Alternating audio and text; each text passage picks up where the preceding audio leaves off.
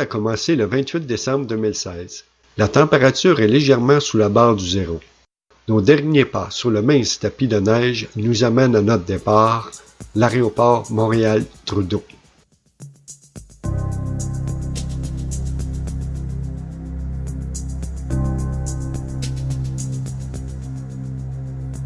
C'est l'estomac encore à digérer, tourtière et tarte au sucre, que nous embarquons enfin dans l'avion. Adieu recettes traditionnelles du temps des fêtes, riz, manioc et fognon nous attendent. Nous avons un léger retard. Il faut attendre le déclassage de l'oiseau métallique.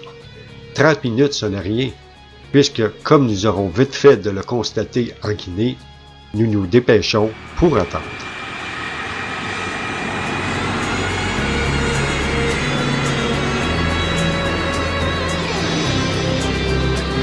Et voilà, c'est parti!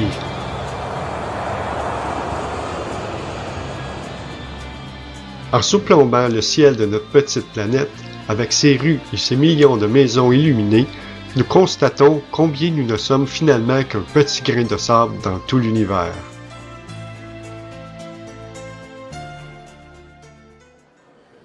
Après plus de 23 heures de vol et d'escale, nous voilà rendus à l'aéroport à Conakry, capitale de la Guinée.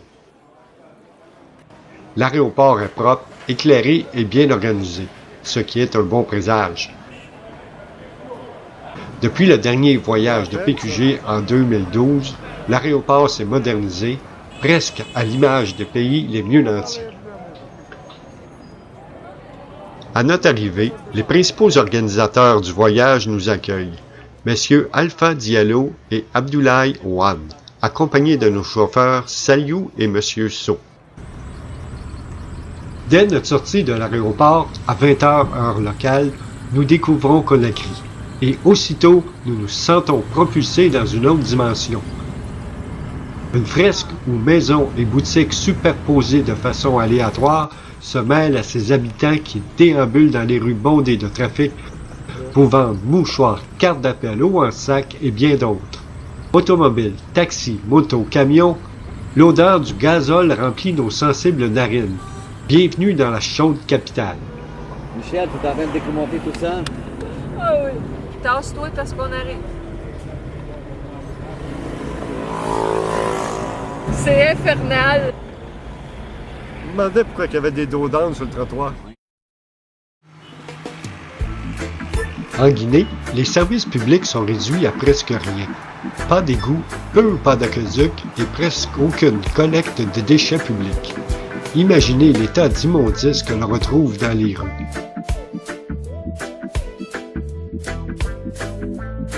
Les animaux, tels que les chèvres et les vaches, en consomment une partie, le compostable.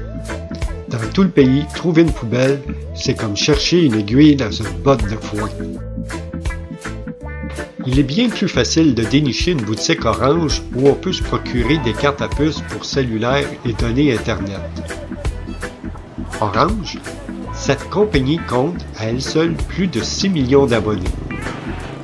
C'est aussi une petite PME accessible et lucrative qui permet à plusieurs Guinéens de gagner leur vie. En Guinée, nul besoin d'épicerie ou de centre d'achat. Les marchands de rue sont à 2 pas de votre pare-brise pour vous vendre tous les articles possibles dès que vous vous immobilisez. De plus, les côtés des artères routiers sont remplis de petits commerces hétéroclites construits de façon anarchique. Chacun essaie de gagner sa vie du mieux qu'il peut. Le matin, c'est la course pour trouver un joli taxi jaune ou une moto-taxi pour se rendre au travail.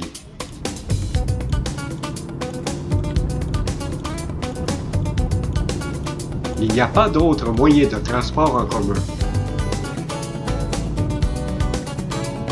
Par contre, il n'y a plus de place à l'intérieur? Pas de problème. On l'embarque sur le toit. Ou, encore mieux, on s'accroche à l'arrière du véhicule. Prière de ne pas dormir, sinon, bonne chance! J'arrive,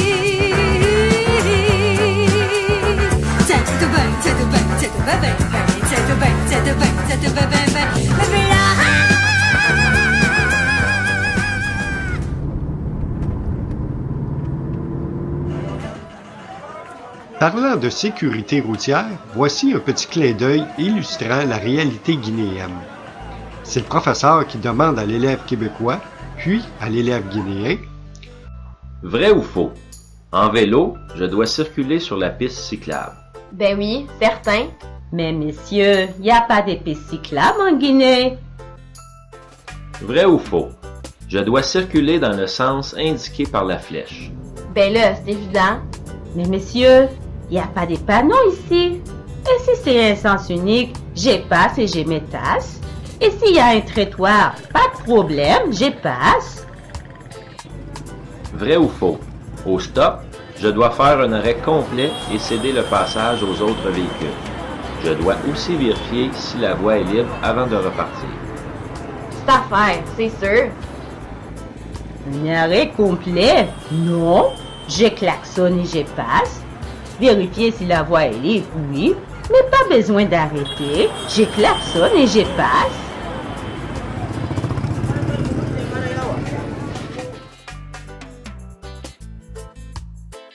En général, que ce soit en ville ou à la campagne, les petites maisons sont fabriquées de briques d'argile avec un toit de tôle, sans électricité ni eau courante.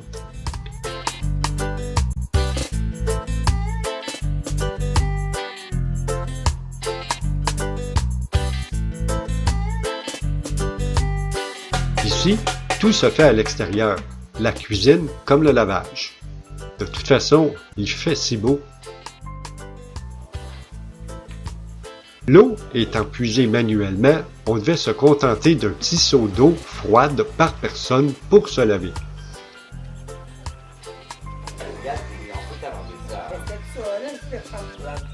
Ainsi, pendant presque tout notre séjour, nous nous sommes lavés à la main.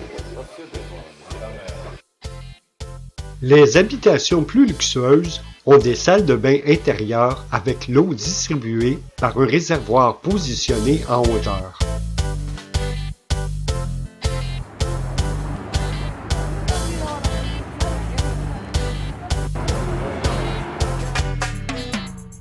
Dans les villes, l'électricité est fréquemment coupée dans la journée. Pour contrer ce problème, certaines maisons sont éclairées à l'aide de panneaux solaires ou d'une génératrice. Ces maisons appartiennent généralement à des ressortissants, ces gens qui vont travailler à l'extérieur pour gagner leur vie. En passant, vous rêvez de devenir millionnaire? Alors, venez en Guinée. Avec 140 $ canadiens, vous êtes un millionnaire guinéen.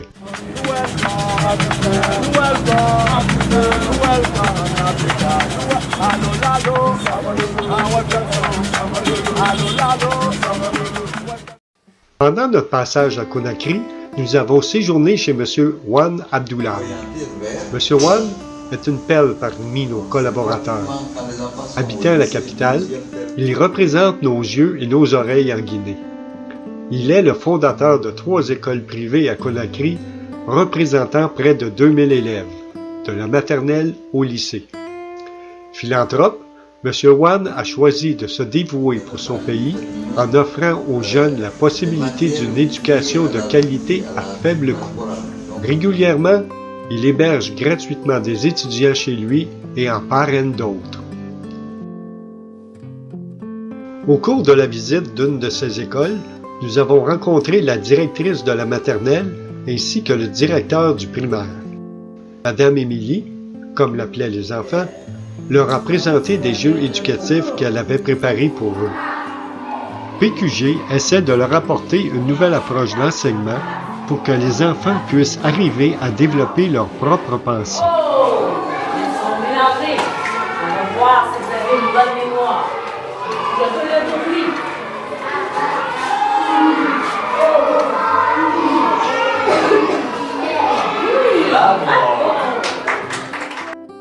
En ce sens, Liliane arrivera dès le 30 décembre pour donner des cours sur la psychomotricité de l'enfant à une vingtaine d'éducatrices et directrices de maternelle.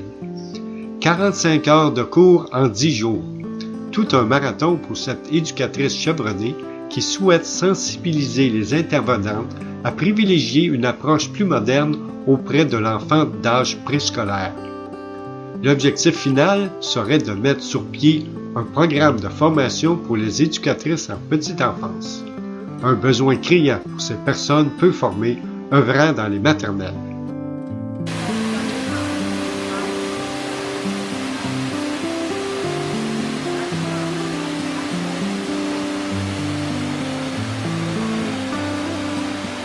Par la suite, nous avons rencontré 2 étudiantes qui bénéficient de l'aide de PQG, ce qui leur permet de poursuivre leur étude.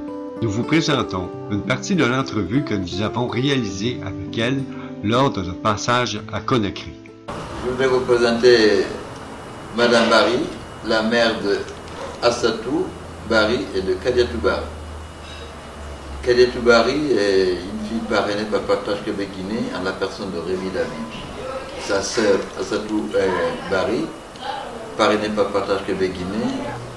Ces 2 filles sont d'une famille orpheline de père qui vivent avec leur mère. Elles sont les 2 seules à avoir réussi à faire des études. Je précise au passage là que c'est une grande résistance pour les maintenir à l'école avec la tradition du mariage dans les familles, dans les trucs. Assatou a déjà refusé ce mariage précoce. Quand vous dites mariage précoce, c'est quel âge? Ben, ici, c'est 14-16 ans déjà. Assatou, toi, ça fait combien d'années que tu es parrainé par Partage Québec-Guinée? Ça fait 9 ans, depuis la 5e année. Puis tu étudies dans quel domaine? Première année, c'est tronc commun. On fait économie et comptabilité. Puis toi, quand tu étais jeune, est-ce que c'est la carrière que tu rêvais, que tu voulais faire? Oui. Oui, c'était ça. Kadiatou, toi, tu es rendu en quelle année? Tu étudies présentement en quelle année? Tu es? 10e année. En 10e année? Puis tu disais que tu veux probablement faire comme ta sœur, étudier en comptabilité? Oui. C'est quoi ta matière préférée? La physique? Le système éducatif n'est pas... Il y a une lacune parce qu'on ne prépare pas les enfants par rapport à la vie. Et on ne leur dit pas les différents corps de métier, il n'y a pas d'introduction d'économie familiale, des trucs pour leur permettre de voir un petit peu les choses. Nous avons un système hérité de l'ancienne époque, donc c'est plus académique qu'orienté vers la vie. Et est-ce que la plupart des étudiants, ensuite, quand ils ont fini leurs études, puis ça, demeurent en Guinée pour travailler? Ce qui est à 80%, ceux qui finissent à l'SKG ici trouvent du travail, 80-85% et ils demeurent ici. OK. Ils sont principalement des employés dans les banques, dans les compagnies d'assurance. Est-ce que la majorité se rendent jusqu'à non, l'obtention de leur... à l'SKG, Oui. ils se rendent. Ils Ouais. se rendent pour 2 raisons. La première, ils sont recrutés sur un test d'admission, OK. donc les prérequis sont vérifiés. Et la deuxième raison, pour rester là, il faut avoir des résultats probants à la fin de chaque année. Je remercie Partage Québec-Guinée, plus précisément M. Wans, de m'avoir aidé, de nous avoir aidés nous tous. Parce que ma mère compte beaucoup sur nous pour l'aider. Merci beaucoup. Merci vraiment. Voilà, je voudrais profiter de cette occasion pour remercier les généreux donateurs, les généreux impliqués dans Partage Québec-Guinée, qui nous accompagnent au-delà de Assatou et Kadiatou depuis de longues années. Nous nous sommes impliqués dans l'éducation il y a maintenant 25 ans. Nous essayons de faire en sorte que les familles à revenus modestes ou d'enfants orphelins ou handicapés aient la chance que les autres ont pour arriver à s'émanciper, pour arriver à se prendre en charge dans leur futur, dans leur devenir. Et Partage Québec-Guinée est un organisme qui nous accompagne beaucoup dans ce projet depuis de longues années. Je profite de cette occasion pour remercier les uns et les autres et les encourager à continuer parce que l'impact est là. Assatou est un exemple. Il y en a d'autres aussi qui sont des exemples. Mais encore une fois, on profite de cette occasion pour remercier les uns et les autres. Bravo!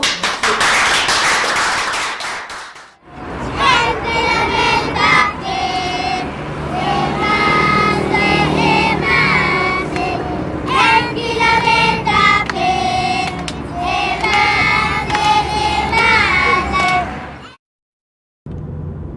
Aujourd'hui, jour de l'an, direction Timbo.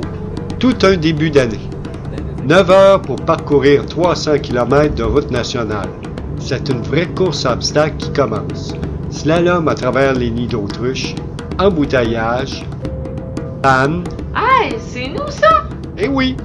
Réparation sur la route de gros véhicules, automobiles abandonnés, conduite infernale. Ici, le klaxon, ce n'est pas une option. Finalement, épuisés, nous arrivons enfin à Timbo, un des villages que PQG a pris sous son aile. Depuis 2012, l'école de jeunes filles porte le nom Gisèle Boissonneau, la trésorière de PQG. Cet hommage lui a été rendu pour ses interventions et son dynamisme. Elle a aussi initié la réalisation du puits de l'école.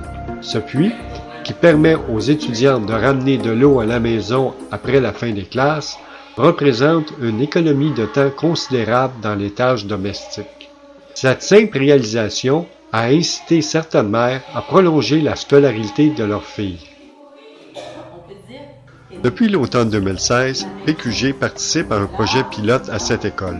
Celui-ci consiste à financer l'accompagnement d'un conseiller pédagogique auprès d'un enseignant d'une classe de première année réduite à 24 élèves et à fournir un manuel de lecture par élève. Il faut dire qu'en Guinée, le ratio maître-élève varie de 35 à 65 élèves par classe et parfois même davantage.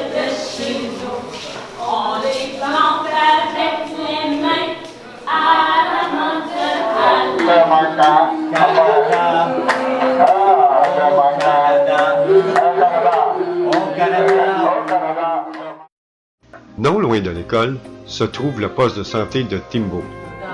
Nous avons découvert, avec grand bonheur, que le centre était dirigé par un médecin sympathique et compétent, M. Diallo. Grâce à la donation du Family Prix de la Chute, de l'organisme Collaboration Santé Internationale et autres donateurs, nous lui avons remis plusieurs médicaments. Présentement, 2 jeunes femmes suivent une formation de sage-femme à Conakry, parrainée par PQG. À la suite de ce cours de 3 ans, Maïmouna et Kadiatou se sont engagés à œuvrer au centre de santé de Timbo et de Boria pour une période de 5 ans. Donc, pour nous, c'est très important de parrainer la jeune fille à l'école pour être une sage-femme et revenir au village pour aider les futures mamans. Par la suite, nous avons eu le plaisir de visiter la récente mosquée de la petite ville qu'est Timbo. L'imam nous a invités à y entrer.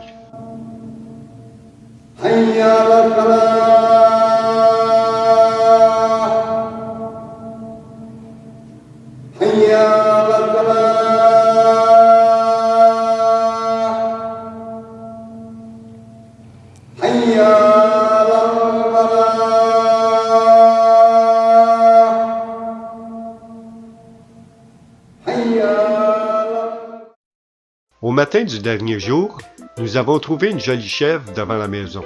Tout de suite, Daphné l'a appelée Coquette.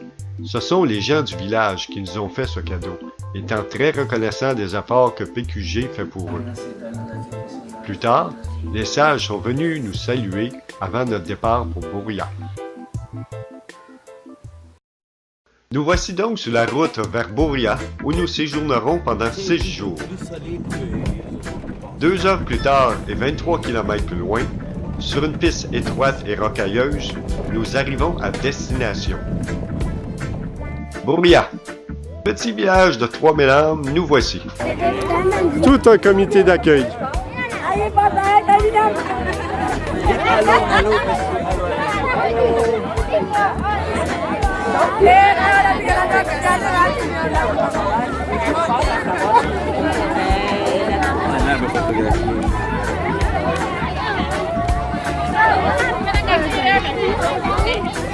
Quel accueil! Nous nous sentions comme de vrais stars.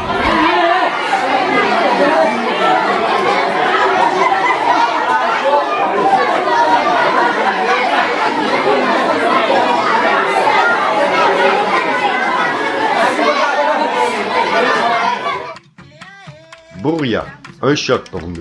Imaginez-vous au siècle dernier dans les campagnes du Québec. Eh bien, vous retrouvez des conditions de vie similaires dans ce village.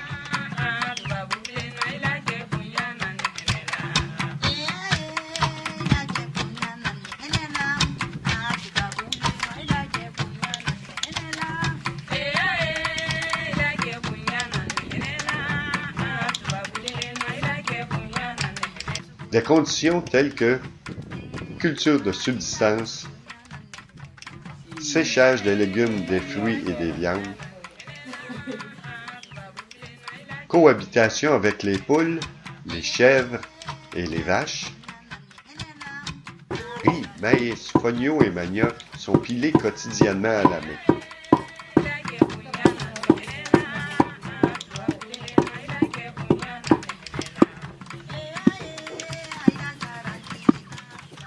L'eau est puisée quelquefois à la pompe, mais plus souvent au bidon attaché à une corde. Les pompes actionnées à la main ou au pied sont très souvent brisées et non réparées par manque de pièces et de compétences. Il n'y a pas de réseau de distribution électrique dans les villages. Les mieux nantis ont des panneaux solaires. Donc, les réfrigérateurs sont inexistants et les animaux sont apportés vivants avant d'être consommés.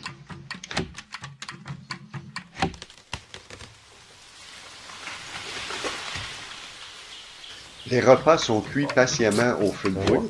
Même dans les grandes villes, ce mode de cuisson est largement répandu. 12 millions d'habitants à travers la Guinée cuisinent presque exclusivement au moyen de feux de bois. À ce rythme, il est facile de comprendre la vitesse vertigineuse du déboisement du pays. Cette réalité entraîne l'érosion, la désertification des terres et la disparition de plusieurs espèces animales. On retrouve encore beaucoup de cases en briques de terre séchée et au toit de paille. Cependant, elles ne sont désormais plus construites. Les maisons dites dures, quoique thermiquement moins efficaces, sont préférées. Nous découvrirons bien vite que dans ce petit village, les enfants sont partout et veillent aux tâches domestiques. Les hommes se font plus rares. Plusieurs sont partis dans les grandes villes, tandis que les femmes travaillent pour subvenir aux besoins de leur famille.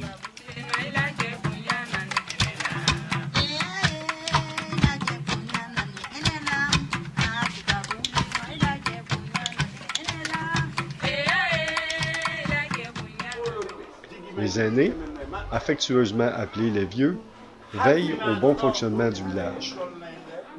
Tout comme dans les régions rurales du Québec, Bouria doit faire face à l'exode rural de ses jeunes. Durant notre séjour, nous avons demeuré chez M. Diallo, le chef du village. Cet homme, à la personnalité forte et sympathique, impose le respect. C'est grâce à Alpha, son fils, que nous nous retrouvons chez lui. Alpha, qui demeure au Québec et a un pied à terre en Guinée, est un des piliers dans PQG.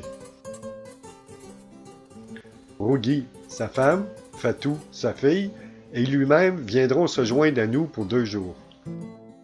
À son tour, Liliane nous rejoindra pour participer aux activités à l'école.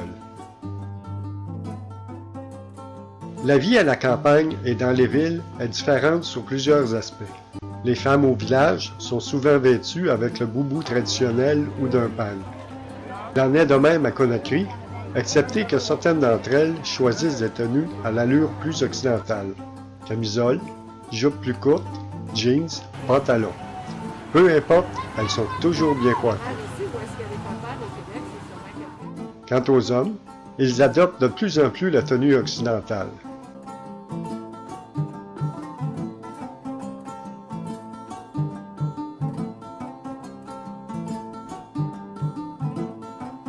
En campagne, plus traditionnelle, nous avons vu des jeunes filles mariées, à peine sorties de l'adolescence et mères d'enfants.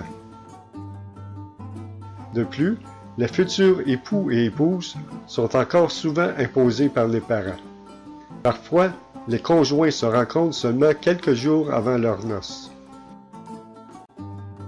La religion est importante partout dans ce pays. Elle a donc des répercussions sur plusieurs aspects de la vie quotidienne de chacun, tout comme au Québec par le passé. Par nos échanges avec de jeunes adultes guinéens, nous avons appris que plusieurs d'entre eux remettent en question le mariage imposé ainsi que la polygamie. Comme nous l'ont dit certains d'entre eux, une femme, c'est déjà assez de trouble. Cette jeune génération souhaite une meilleure vie pour ses enfants. Elle veut réduire le nombre d'enfants de sa famille pour mieux subvenir à leurs besoins et leur assurer une meilleure éducation.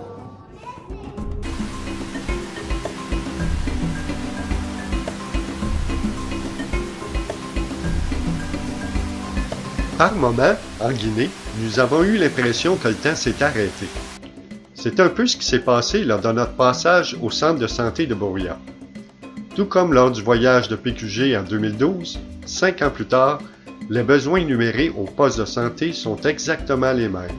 L'infirmier n'est pas payé, la moto et le système électrique solaire sont défectueux, il y a pénurie de matériel et de médicaments. Après avoir écouté attentivement les demandes de la communauté, nous leur avons expliqué que PQG n'a pas les moyens ni le désir de supporter de telles demandes. Ce type de requête ne correspond plus à notre nouvelle philosophie, enseigner à pêcher plutôt que de donner un poisson.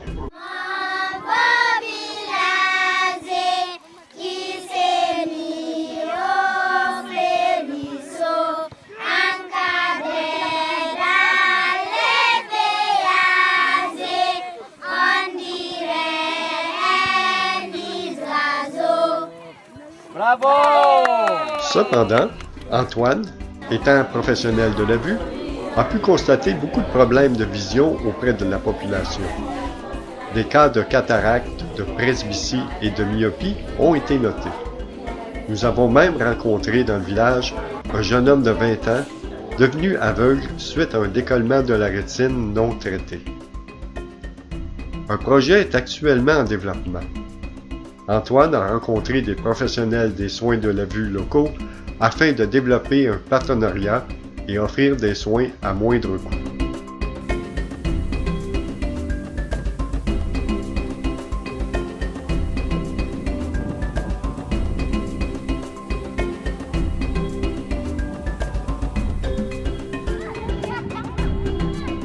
La majeure partie de notre voyage s'est déroulée à Boria, surtout à l'école primaire, regroupée en 6 groupes de 207 élèves de la première à la 6e année. Notre objectif principal, suggérer une approche pédagogique centrée sur le jeu, l'observation, le raisonnement et le renforcement positif. L'instigatrice de ce projet, Mme Émilie Lavigne, orthopédagogue, nous en parle. Abraham Lincoln, 16e président des États-Unis, a dit un jour: Si vous croyez que l'éducation coûte cher, essayez l'ignorance.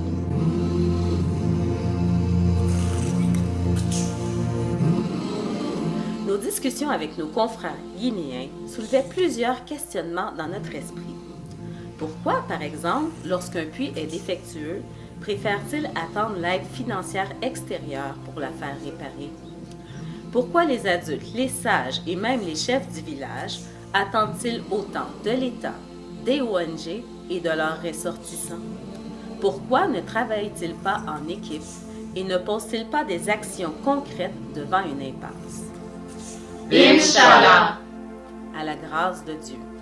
Au-delà de ces particularités culturelles, dès nos premiers pas dans les écoles primaires, nous avons eu l'impression de toucher au cœur du problème, l'enseignement. Du primaire à l'université, les approches pédagogiques sont basées sur un enseignement magistral qui fait peu appel au développement de la pensée.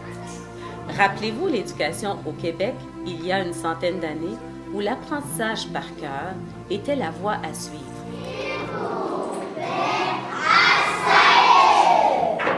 Merci.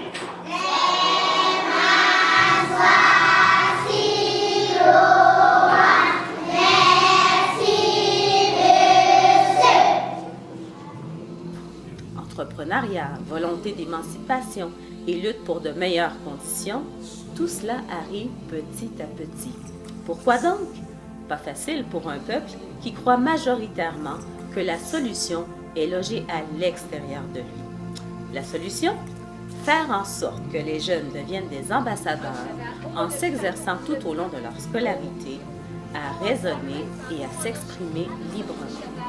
De cette façon, le jeune sera plus susceptible de développer une meilleure estime de lui-même, une plus grande confiance en ses moyens et ainsi devenir un adulte proactif. Les activités pédagogiques que nous avons fait vivre aux élèves faisaient justement appel à ces habiletés cognitives tout en favorisant des aptitudes liées au savoir-être. Commençons par la lecture. Quelle belle façon de démocratiser le savoir. Un livre est un outil de liberté, a dit Jean Guéhenno.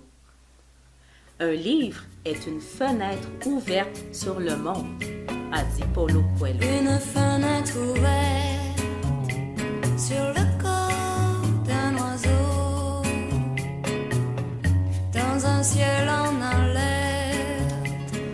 Un jour, un roi décide de bannir les crayons de tout son royaume, au grand malheur de ses habitants, dont sa propre fille. Par une nuit magique, des arbres à crayons poussent partout sur le territoire. Le lendemain matin, la jeune héroïne défiera courageusement son père, crayon à la main, en lui disant « Tu n'as pas le droit de nous empêcher de nous exprimer. » Le lendemain de la lecture de cette histoire, je marchais aux côtés de M. Condé au marché Porédaka. Un groupe de femmes mécontentes protestait vivement en Poulard car Michel dirigeait sa caméra vers elles. Je lui ai dit « Elles sont vraiment fâchées ». Il m'a répondu « Oui, mais au moins elles s'expriment ».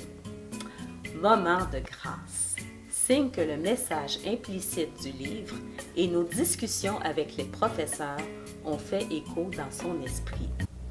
Une fenêtre ouverte sur le corps d'un oiseau, dans un ciel en alerte où l'hiver fait défaut. Il n'y a pas que des chansons d'amour sous le soleil de tous les jours. Quoi de mieux qu'une correspondance interculturelle entre deux écoles, d'un bout à l'autre de l'océan, pour développer des liens de fraternité?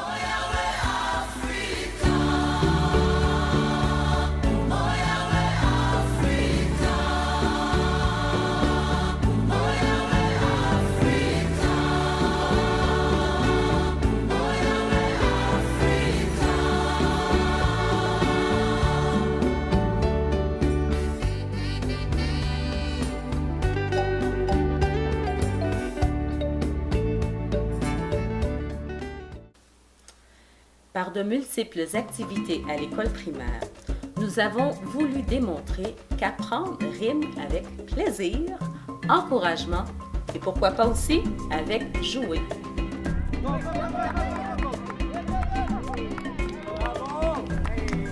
Kickbar, esprit d'équipe, analyse du jeu, jugement, le lancer du lanceur est-il assez beau? Prise de décision. Ai-je le temps de courir au deuxième coup? Tic-tac-toe, jeu de cartes, Uno, jeu de mémoire, domino. Attention, observation, anticipation, stratégie, mémoire visuelle et auditive, prise de décision. L'un des moments forts de notre séjour à Boria fut le visionnement d'une vidéo réalisée par Michel et Gisèle sur le Québec au fil des saisons. Entassés dans la classe de 6e année, la salle était pleine à craquer. Il ne manquait plus que le popcorn, mais surtout l'électricité. Alors, nous avons emprunté une bonne vieille génératrice, un projecteur et un drap blanc. 1, 2, 3, action! On m'avait invité d'aller réveillonner Ouverture sur le monde. l'arrivée de la nouvelle année, moi qui l'ai toujours maintenant l'heure du grand rassemblement. Nous sommes maintenant à quelques heures de notre départ de Bourg. Le cœur joyeux, mais à la fois nostalgique à l'idée de quitter les élèves, les enseignants et les villageois auxquels nous nous sommes attachés. Juste avant de chanter notre chanson thème, M. Condé, en désaccord avec une opinion émise par un vieux, s'exprime ainsi. C'est l'Afrique qui doit faire pour l'Afrique. Intérieurement, nous nous disons tous à ce moment précis. Oui, avec ce directeur au règne de l'école, le changement est possible petit à petit. Nous nous remémorons également le moment où le directeur du lycée parlait des obstacles dus à l'importance de suivre le programme coûte que coûte. C'est alors que le professeur de 3e année a répliqué en sous-entendant que l'important n'est pas le programme, mais plutôt comment on fait pour arriver à atteindre ses objectifs. Nous avons eu un coup de cœur pour l'enseignant de 1re année. Chapeau à lui. Il est dynamique, sympathique, passionné et éveillé. Mais il fait surtout preuve de patience et de bienveillance envers ses 33 élèves. Même envers ce petit Ismaël qui a un important déficit d'attention avec hyperactivité qui ne sera sans doute jamais diagnostiqué. Bravo d'ailleurs à tous ces professeurs, car cette carrière est peu valorisée et soutenue par l'État. Plusieurs enseignants, surtout dans les villages éloignés, ne reçoivent pas leur dû. Ce sont parfois les gens du village qui se cotisent pour défrayer la rémunération de certains. Ratio d'élèves trop élevé, 40 à 65 élèves par classe et même parfois 90. Manque de matériel. Formation des maîtres déficients. Dans de telles conditions, plusieurs étudiants doués pour cette vocation évitent d'orienter leurs études dans ce domaine. D'autres s'improvisent enseignants par défaut.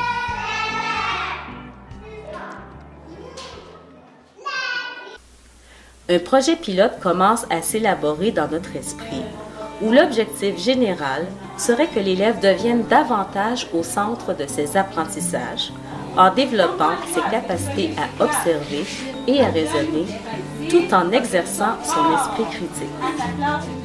Nos moyens pour atteindre cet objectif sont, premièrement, proposer du matériel pédagogique significatif en lecture. 2. Proposer à l'enseignant des capsules vidéo pédagogiques et des liens Internet. 3. Accompagner les enseignants dans leur réflexion en créant une communauté de partage. Mais le succès d'une telle entreprise est tributaire de l'engagement des enseignants sur le terrain et du soutien de la communauté. Et si les enseignants sont proactifs et motivés, cela ne peut créer que des effets bénéfiques sur les élèves et sur toute la collectivité. Et peut-être que, un beau jour, les Guinéens affirmeront « Nous sommes un peuple tolérant, mais proactif, puisque la solution est à l'intérieur de nous. » Nous partons donc de Boria, le cœur heureux, ayant l'impression d'avoir fait une petite différence. Nous sommes allés dans un pays qu'on appelle Guinée-Conakry. Vois là-bas, sous le gros arbre, on surnomme Baobab. On a connu des frères, on a connu des sœurs, on a foulé leur terre pour mieux remplir nos cœurs, pour mieux remplir nos cœurs, pour mieux remplir nos cœurs. Tout au long de notre séjour, nous avons rencontré des Guinéens jeunes et moins jeunes qui se dévouent et croient à l'avenir de leur pays.